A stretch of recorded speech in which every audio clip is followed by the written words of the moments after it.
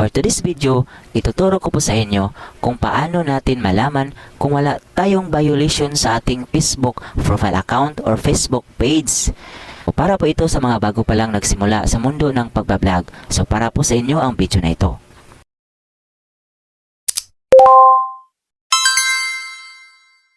So guys, login po tayo sa ating Facebook profile account or Facebook profile page.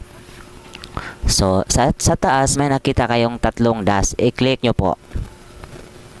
Pagkatapos nyo i-click, scroll down nyo pababa. At i-click ang help and support.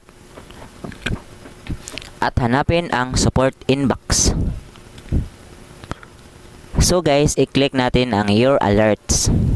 Dito po natin malalaman kung wala tayong mga violation sa ating account. Wow! So again sa community guidelines ni Facebook. So as of now sa akin wala.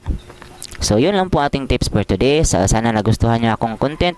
So don't forget to like, share with comment, subscribe for more video upang updated kayo sa mga videos na i-upload ko.